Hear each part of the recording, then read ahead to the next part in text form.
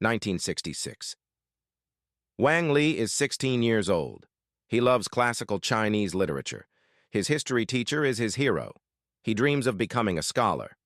Then Mao Zedong calls on China's youth to smash the four olds: old thinking, old culture, old customs, old habits. 3 weeks later, Wang Li beats his teacher to death in front of 200 students. Today, he's 75 years old, and every single morning for 50 years, he wakes up with that face in his mind. This is not a story about Mao Zedong, not about Communist Party leaders or grand political strategies. This is the story that's never told, the story of the children, the millions of teenagers who became Mao's weapon, who destroyed their own families, their own teachers, their own futures, and then had to live with what they'd done. For the next 30 minutes, you'll meet 5 young Red Guards. You'll see how ordinary teenagers became torturers, how they were used, then discarded, and how 50 years later, some are still trying to find redemption. This is the story of Mao's lost children, and it could have been any of us. August 18th, 1966. Tiananmen Square, Beijing. 1 million young people stand in formation under the summer sun. They've been waiting since 4 in the morning. Some have traveled for days to be here. They wear matching outfits, olive green uniforms, red armbands. In their hands, they clutch small red books. At 5 a.m., Mao Zedong appears on the gate of heavenly peace. The crowd explodes.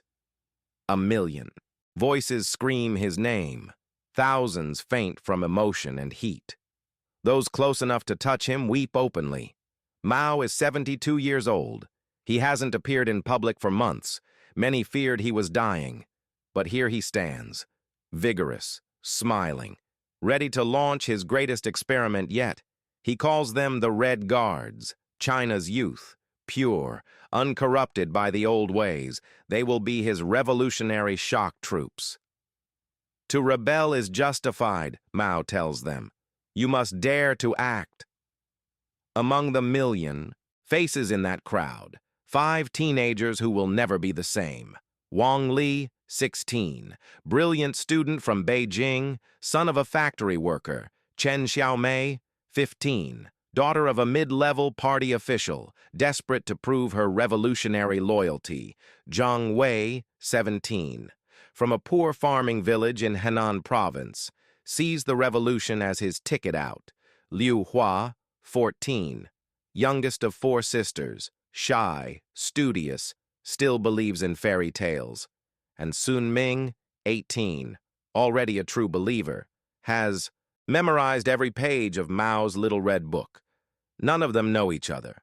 Not yet, but within months their lives will intertwine in ways that will haunt them forever. As they leave Tiananmen Square that day, walking on air, drunk on purpose and power, they have no idea what they're about to do, or what it will cost them. Before we continue with this story, a quick request. If you're finding this fascinating and want more people to know about these untold histories, leave a like on this video. It really helps the channel grow and allows me to keep bringing you these stories. And if you enjoy history told differently, with perspectives you won't find everywhere else, subscribe and hit the bell. I post videos like this every week. Sound good? Let's go back to Beijing, summer of 1966. To understand how millions of teenagers became willing participants in one of history's greatest tragedies, you need to understand what China was like in 1966. And you need to understand what it meant to be young. China in 1966 is a country still recovering from disaster. The Great Leap Forward, Mao's attempt to rapidly industrialize China, has just ended. It caused the worst famine in human history. 45 million dead. Maybe more. But official history doesn't mention this. Official history says the Great Leap Forward was sabotaged by traitors and capitalist sympathizers within the party itself. And now, Mao says, these enemies are still there, hiding, plotting to restore capitalism. He calls on China's youth to root them out. For teenagers in 1966, this is intoxicating. Most are children of the revolution, born after 1949, when the communists took power. They've been raised on stories of heroic revolutionary struggle. Their parents fought the Japanese, fought the nationalists, changed China forever. But what have they done? They're too young to have fought in any war, too young to have participated in land reform or any great revolutionary campaign. Until now. Mao is offering them their chance at glory, their chance to be revolutionaries, to matter. Wang Li reads Mao's call in the People's Daily newspaper. Bombard the headquarters, it says. Challenge authority. Question everything. His heart races. Finally. Purpose. Chen Xiaomei hears about the Red Guards from classmates. Her father is a party official, not high-ranking but comfortable.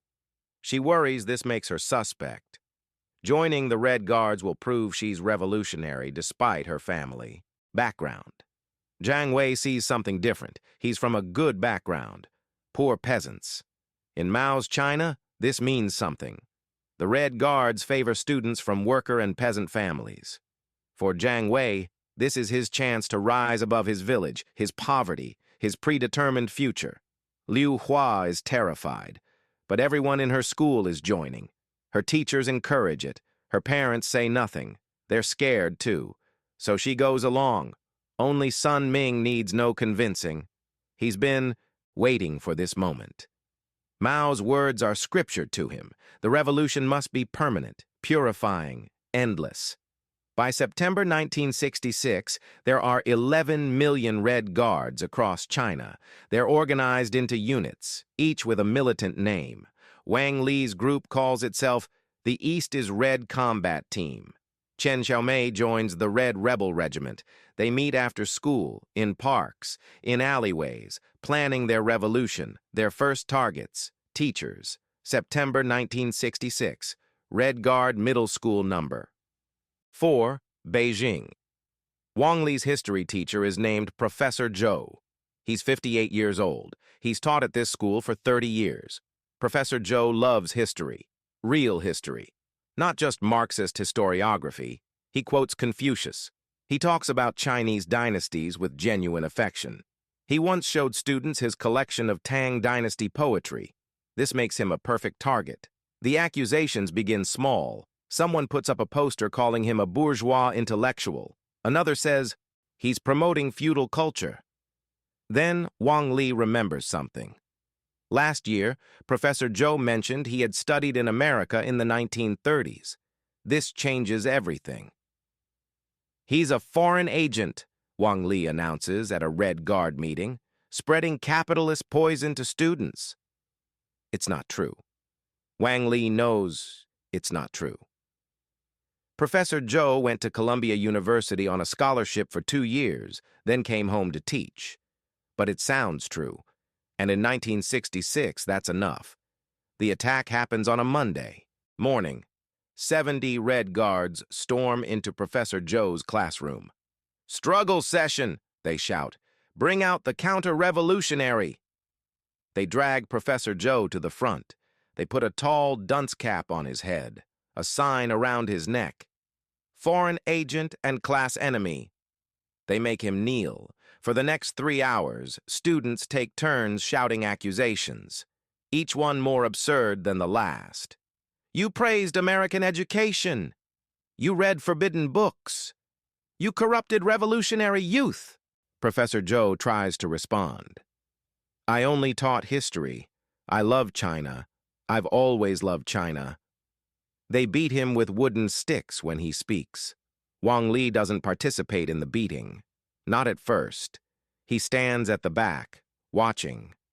Then Chen Xiaomei, who he's noticed at these meetings, who he wants to impress, shouts at him. Why aren't you struggling against the enemy? Are you a counter-revolutionary too? Everyone turns to look at him. In that moment, Wang Li makes a choice that will define the rest of his life. He walks forward, takes a stick, and strikes his teacher across the back. Professor Zhou cries out. looks up at Wang Li. Their eyes meet, and Wang Li sees something that will haunt him forever. Not anger, not hatred, disappointment. Professor Zhou dies that night, internal bleeding from the beating. The school announces he was a counter-revolutionary who died of a heart attack brought on by guilt. Wang Li throws up when he hears the news, then goes to another struggle session the next day, because if he stops now, he becomes the target. This scene, with small variations, plays out in tens of thousands of schools across China in the fall of 1966. Teachers, intellectuals, anyone with education or culture becomes suspect. Anyone who can be labeled bourgeois or feudal or capitalist. The struggle sessions grow more violent, more sadistic.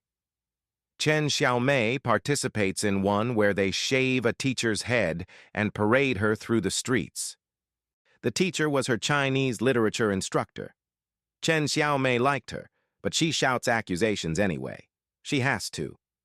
Jiang Wei watches a student beat his own father, a village doctor accused of feudal medical practices because he sometimes used traditional Chinese medicine.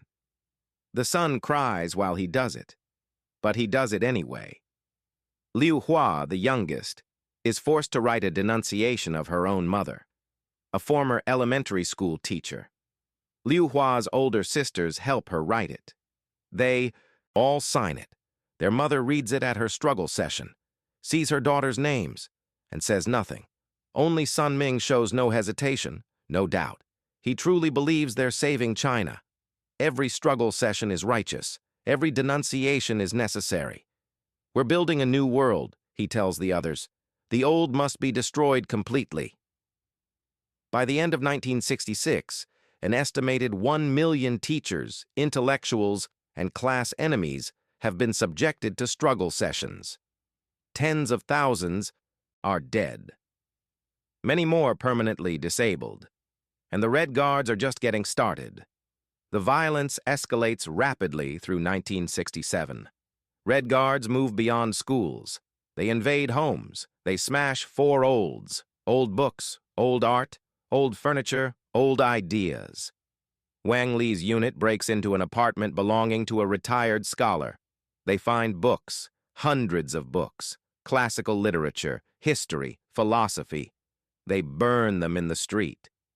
The old man watches from his window, tears streaming down his face. Wang Li feels something twist inside him, but he doesn't stop. Can't stop. Chen Xiaomei's unit targets her own neighborhood. They know her father is an official. They know her family has more than most. She has to prove herself.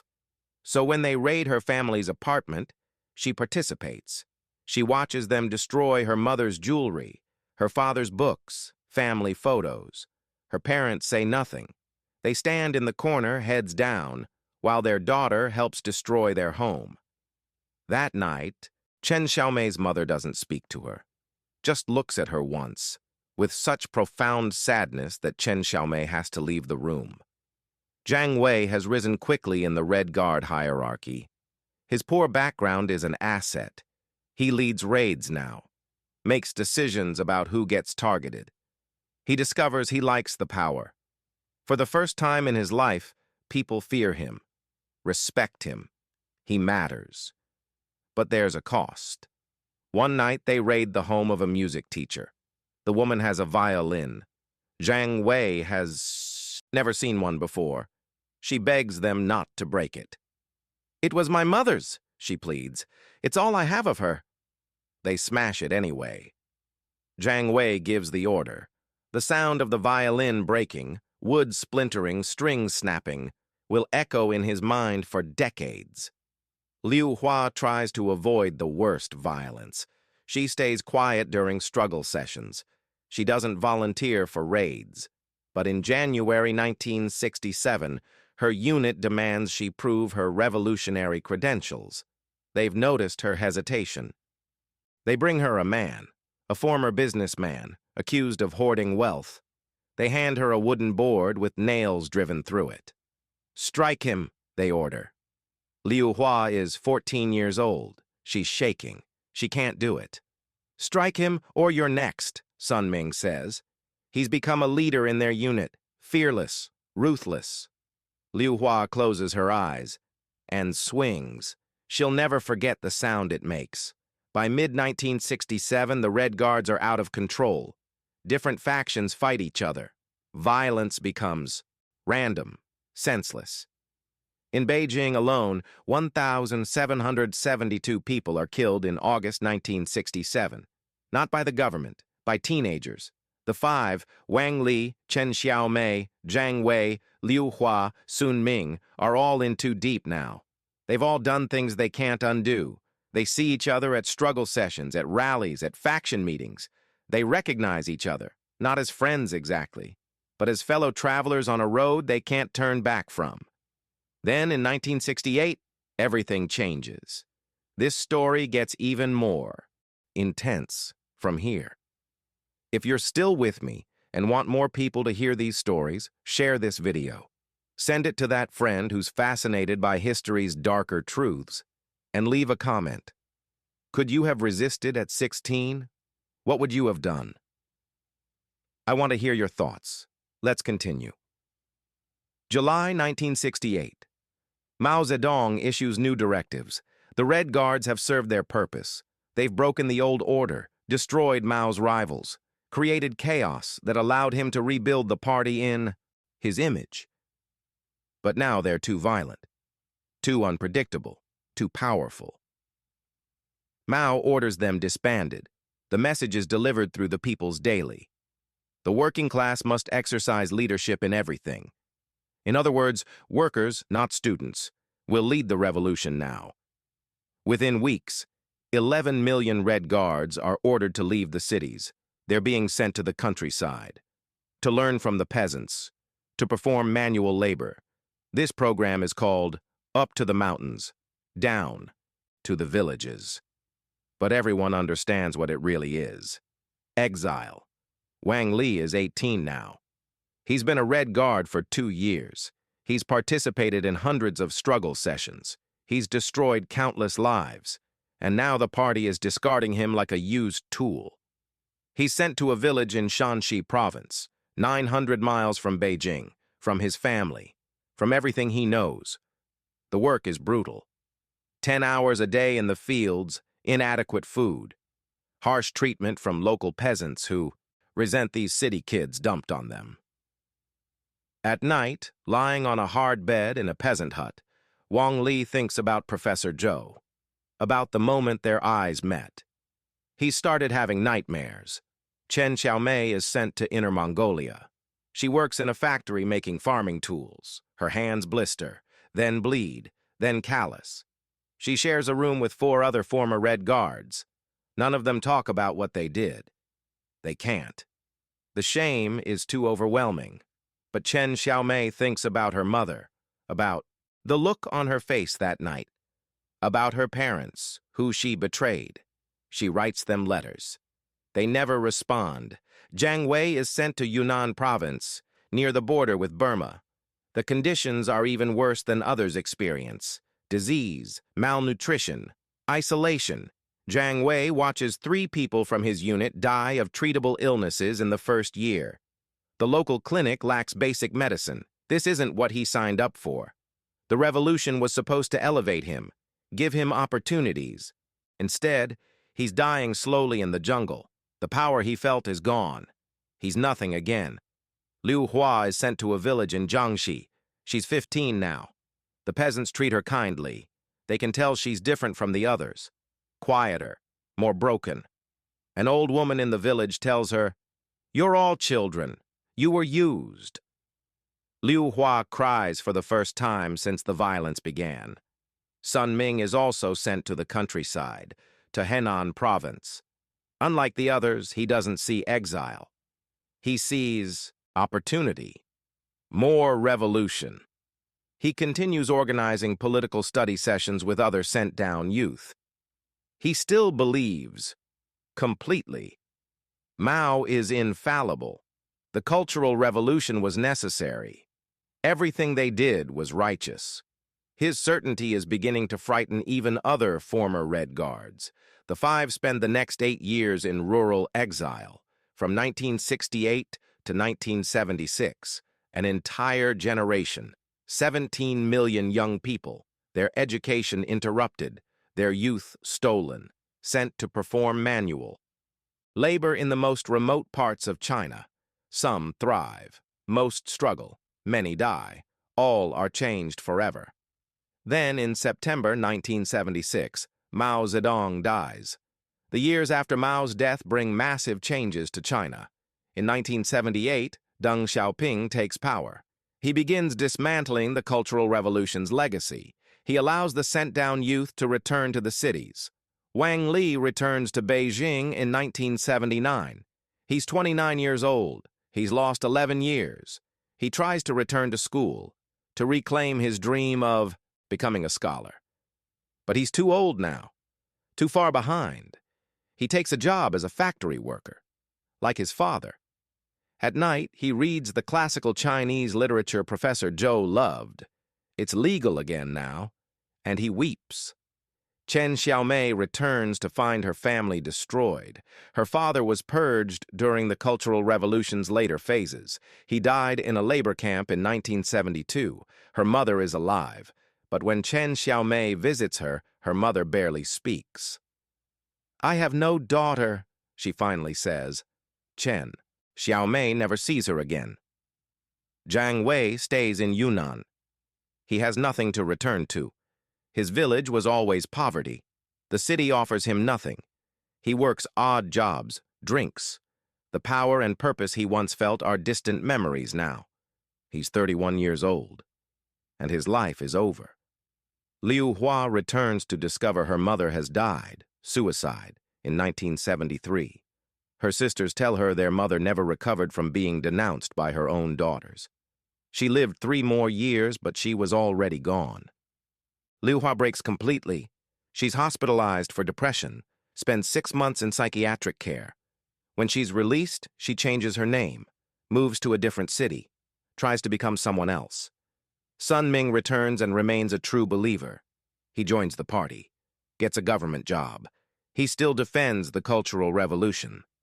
Mistakes were made, he admits, but the overall direction was correct. He still believes Mao was right. The others find this incomprehensible. How can he not see? How can he not feel the weight of what they did? But Sun Ming sleeps soundly, because he never doubted and never regretted. In 1981, the Chinese government officially declares the Cultural Revolution a mistake. They blame it entirely on the Gang of Four, Mao's wife and her allies. This allows Mao's legacy to remain largely intact. 70% good, 30% bad, Deng Xiaoping declares.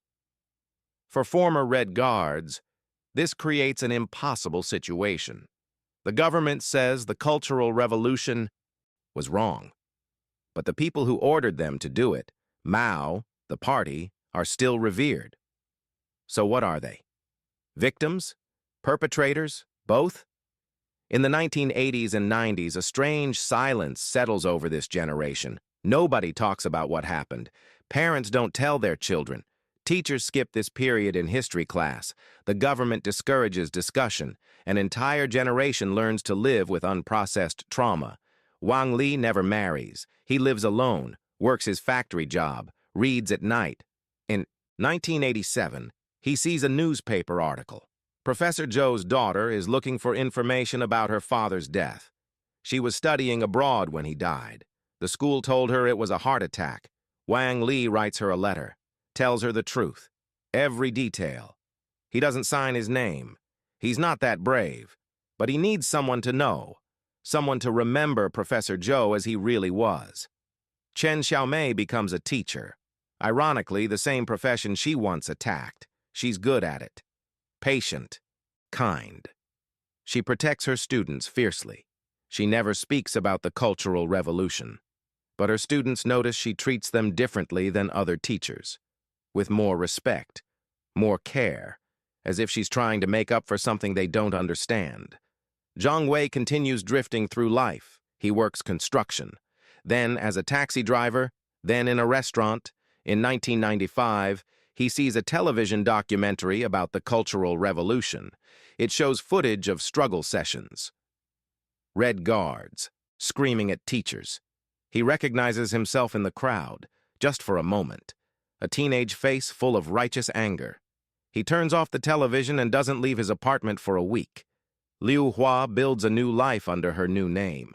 She works as an accountant, lives quietly. She never has children.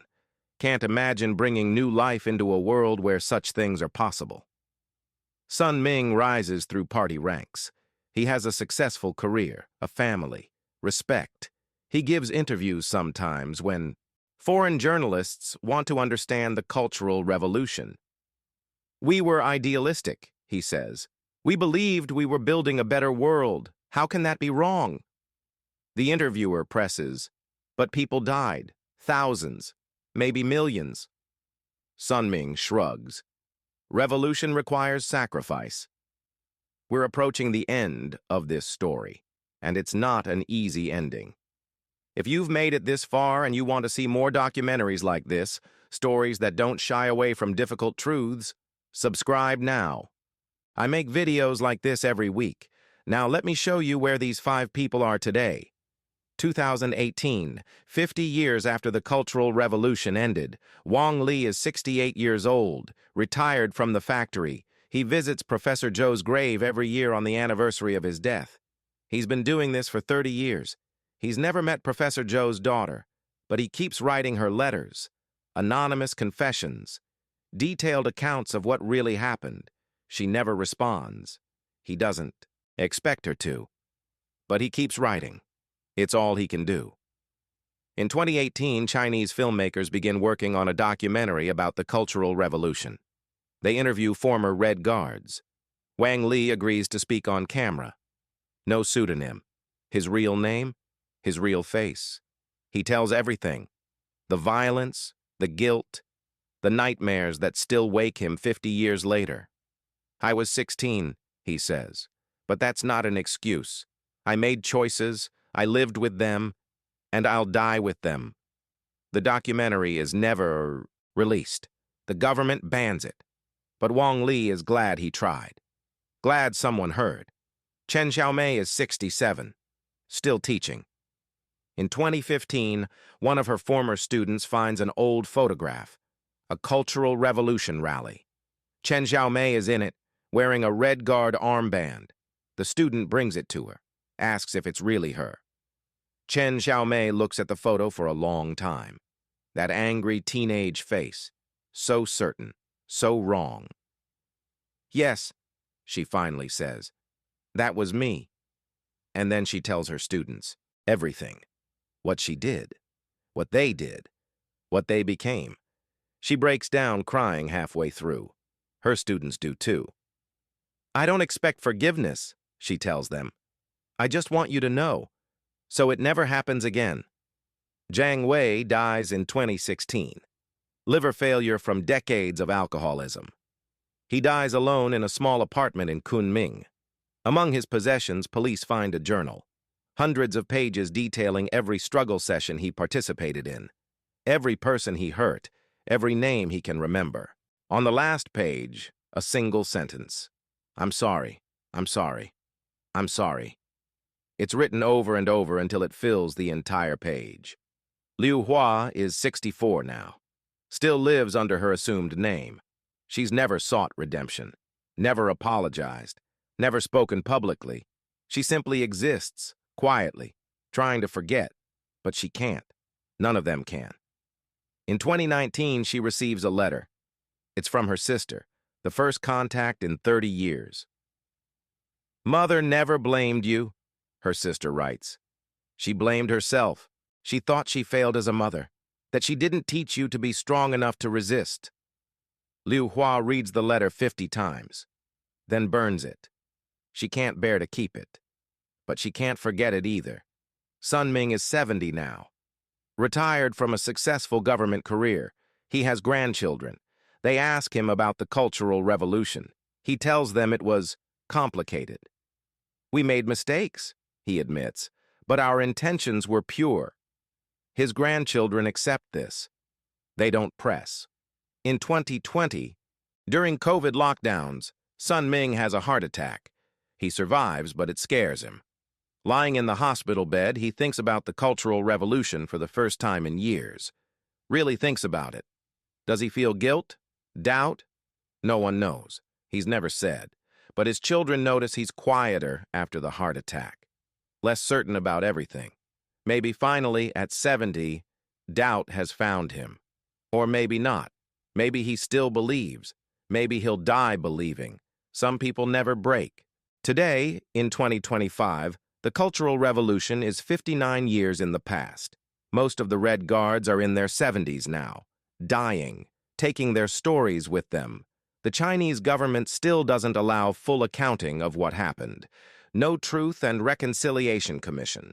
No official apologies. No memorials for victims. The silence continues. But some former Red Guards are speaking up, writing memoirs, giving interviews to foreign journalists, posting confessions online before censors. Delete them.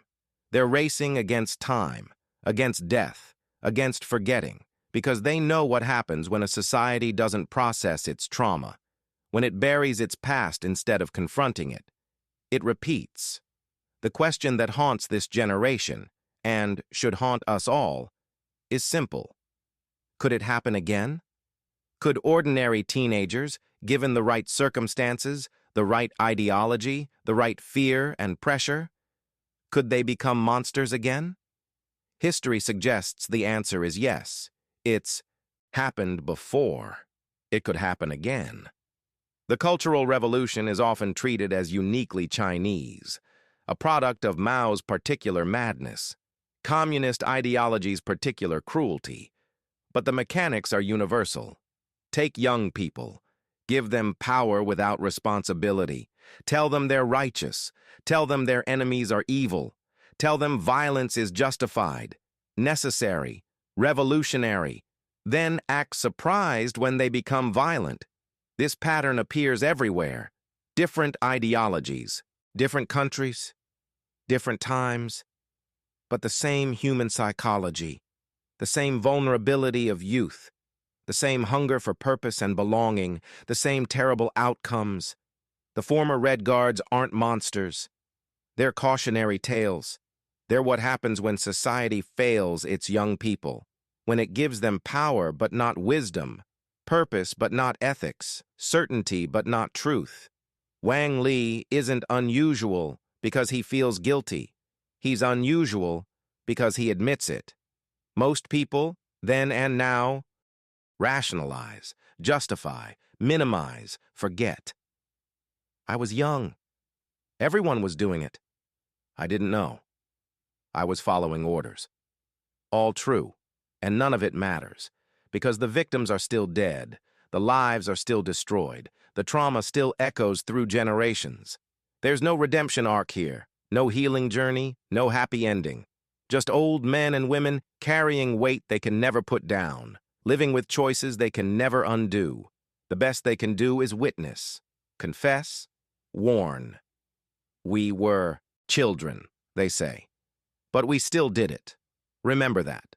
Remember us, not as victims, as warnings. This is the story of Mao's lost children. They lost their youth, their innocence, their humanity. But most of all, they lost the ability to see themselves as anything but perpetrators, even when they were victims too. That's the cruelest irony. They were both. Victims and perpetrators, teenagers and monsters, human and inhuman. And the rest of us? We'd like to think we're different, that we'd resist, that we'd be brave, but probably not. History suggests probably not. The teenagers in this story weren't evil. They were ordinary. And that's what makes this story so terrifying. That was the story of 5 Red Guards. 5 ordinary teenagers who became part of one of history's greatest tragedies. If you made it this far, thank you for watching. Leave a comment. What would you have done? Be honest with yourself. Would you have resisted, or would you have joined? Next week, I'll be covering another untold story from modern history. One that'll surprise you even more than this one. Until then, remember them.